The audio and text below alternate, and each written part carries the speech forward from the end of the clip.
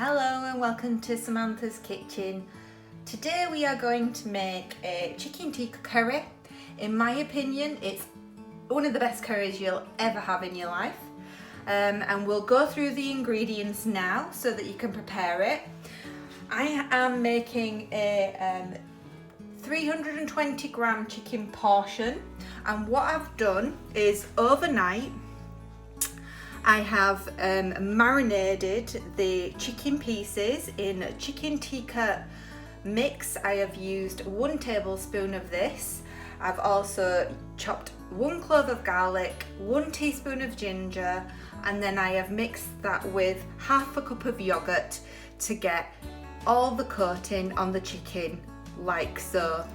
I did this yesterday tea time and it's today now, so it's had a good 24 hours to marinate and it's smelling delightful in preparation for us to cook.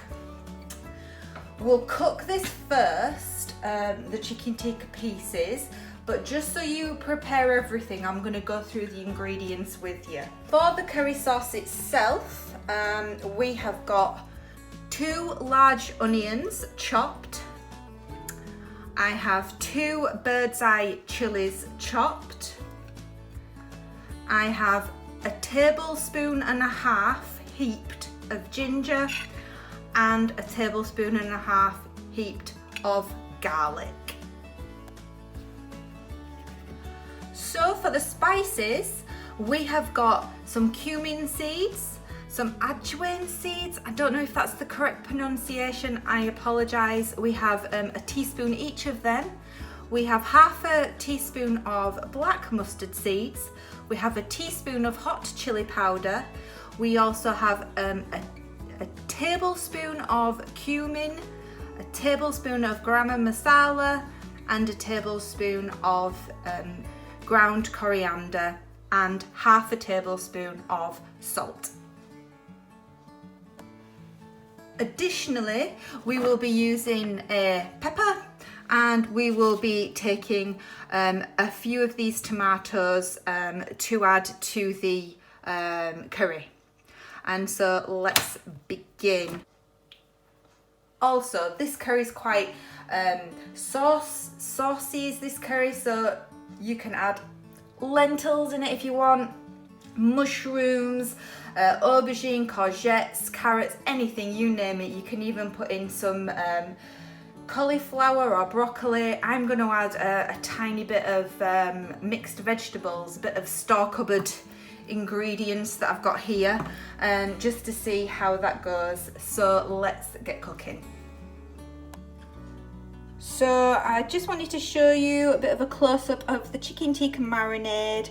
As you can see, everything's coated. It's really easy to make and it's ideal just to prep. Takes 2 minutes, pop it in the fridge. So I have put the chicken tikka pieces on a baking tray. I've mixed it with a little bit of oil so it doesn't stick to the baking tray. And I am going to put these in the oven now to cook and really infuse those flavours. I'm setting my oven at 180 degrees and these will go in for 10 minutes.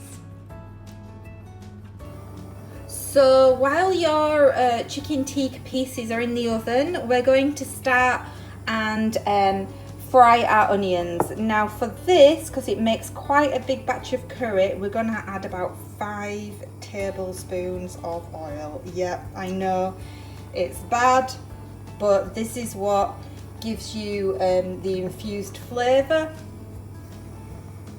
Before we add the onions, however, it's important that we fry off our seeds. Remember that we had 3 lots of seeds. We had the black mustard seeds, the cumin seeds, and the ajwain, I think it's called. I apologise. These will go in first, and we will fry these first before we put the onions in. So as you can see, we've been frying the spices now for a good few minutes, and now it's time to add the onions. Okay, so I have added the onions now. Now the key to the best curry in the world is to get them onions brown. So no matter how long you think you're ready to add your other ingredients, no, don't do it. When the onions start to turn translucent with a little brown around the edges, that's when you will add then your garlic and ginger and also your fresh chilies. The reason why we do this is that those cook quicker than the onions, so we'll be back. Okay, the chicken tikka pieces are about 10 to 12 minutes now, and as you can see the cuttings all nice and crisped up on the chicken, looking absolutely delightful.